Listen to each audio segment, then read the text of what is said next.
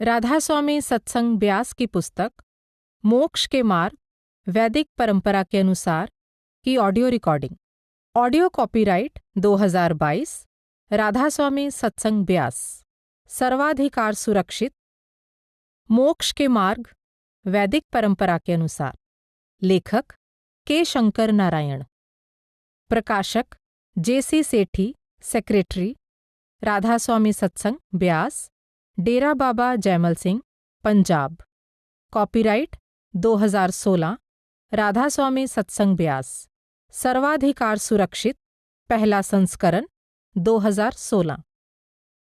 अपने सतगुरु महाराज चरण सिंह जी को समर्पित। असतो मां सद्गमये, तमसो मां ज्योतिर्गमये, मृत्योर्मां अमृतम गमये। अर्थात हमें असत्य से सत्य की ओर ले चलो, हमें अंधकार से प्रकाश की ओर ले चलो, हमें मृत्यु से अमरता की ओर ले चलो। विषय सूची। भूमिका प्रकाशक की ओर से, लेखक की ओर से। भाग 1 मुख्य ग्रंथ। वेद, उपनिषद, भगवद गीता। भाग 2 धारणाएं। परम सत्य। वेदों में परमात्मा संबंधी धारणा, उपनिषदों में परमात्मा संबंधी धारणा, सगुण और निर्गुण परमात्मा। आत्मा, मनुष्य शरीर, कर्म, कर्मफल और पुनर्जन्म। मनुष्य जन्म का उद्देश्य मुक्ति। आंतरिक सत्य, दिव्य ध्वनि, आंतरिक प्रकाश। भाग 3 अभ्यास। बाहरमुखी से अंतर्मुखी। लक्ष्य 1, साधन अनेक। मन को नियंत्रण में करना, ध्यान साधना। मुक्ति के मार्ग। निवृत्ति मार्ग, त्याग का मार्ग। कर्म योग, निष्काम कर्म का मार्ग। ज्ञान योग, ज्ञान का मार्ग। भक्ति योग, प्रेम और श्रद्धा का मार्ग। राजयोग, प्रपत्ति मार्ग, आत्मसमर्पण का मार्ग। नाद योग, शब्द मार्ग। भाग 4 मूल आवश्यकताएं। गुरु, कृपा दृष्टि। भूमिका। उपनिषद वैदिक साहित्य के मुख्य अंग हैं। इनमें से एक उपनिषद में यह कहा गया है, पूज्यवर, मैंने सभी वेदों का अध्ययन किया है। मैंने आप जैसे आध्यात्मिक आचार्यों से सुना है कि आत्मज्ञानी दुखों से ऊपर उठ जाता है। मैं दुखों में डूबा हुआ हूँ।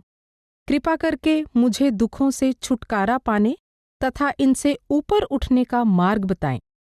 आचार्य ने उत्तर दिया, जो तुम्हें ज्ञात है वह इस सीमित जगत से संबंधित शब्द मात्र हैं।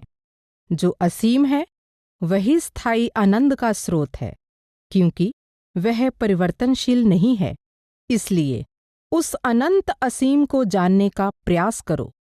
इस पुस्तक में हिंदू धर्म के इस तथ्य को उजागर किया गया है कि इस धर्म में मुक्ति के कई मार्ग बताए गए हैं, जिनका संबंध भारत की प्राचीन वैदिक परंपरा से है।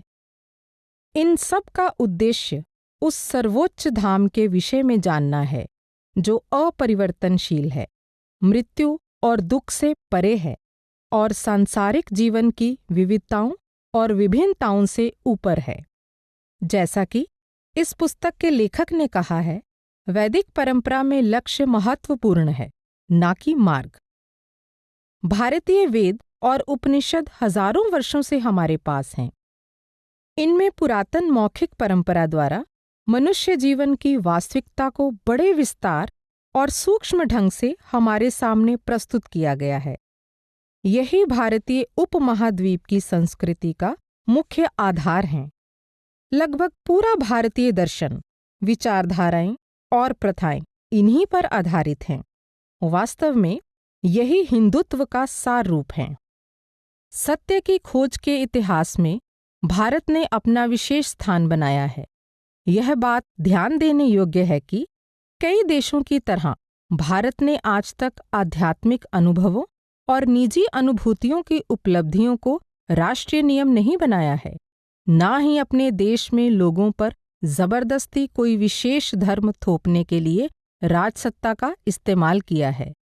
इसके विपरीत, जैसा कि इस पुस्तक में स्पष्ट किया गया है, भारत में सत्य की खोज को हमेशा से मनुष्य के आत्मज्ञान की व्यक्तिगत यात्रा के रूप में समझा जाता रहा है।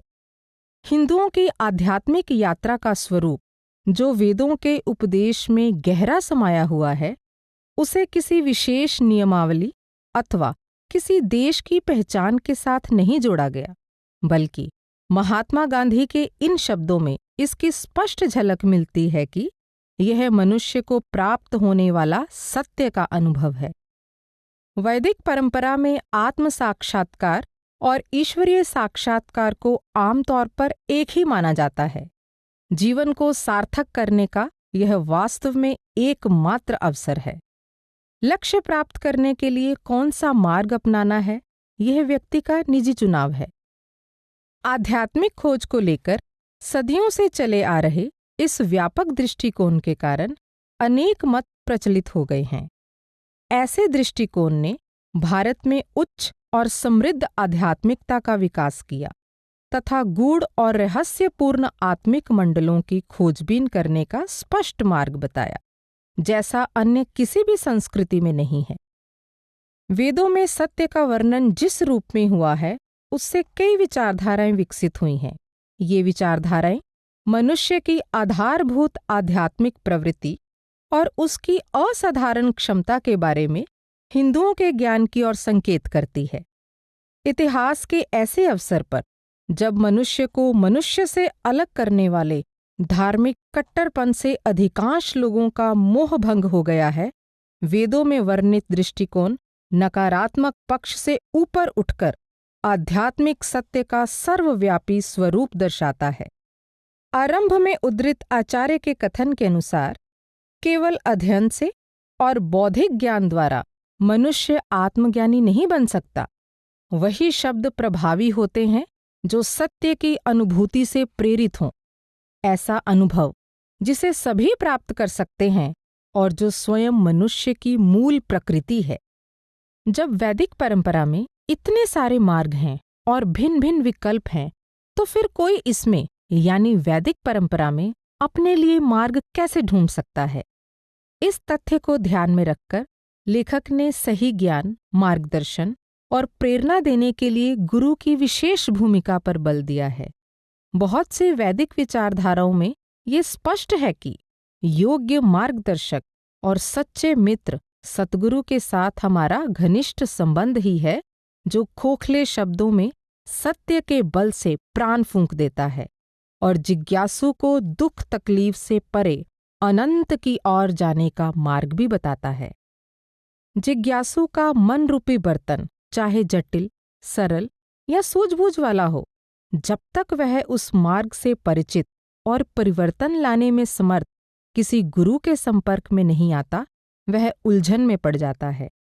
वह ऐसी धारणाओं के महाभंवर में उलझ कर रह जाता है जिनसे सृष्टि का रहस्य स्पष्ट नहीं हो पाता।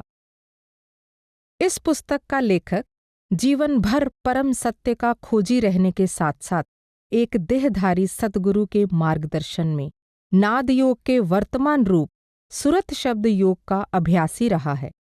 वेदों में और विश्व भर में अलग अलग समय पर आने वाली विचारधाराओं में, जिनमें आधुनिक विचारधाराएं भी शामिल हैं, यही कहा गया है कि परम सत्य सबके लिए एक ही है। इस तथ्य का ज्ञान होने के कारण लेखक ने हिंदू विचारधाराओं के समृद्ध आधार और आज के जिज्ञासुओं के लिए इनकी सर्वव्यापी सार्थकता का परिचय देते हुए बड़ी सुंदर समीक्षा प्रस्तुत की है। M.F. सिंह।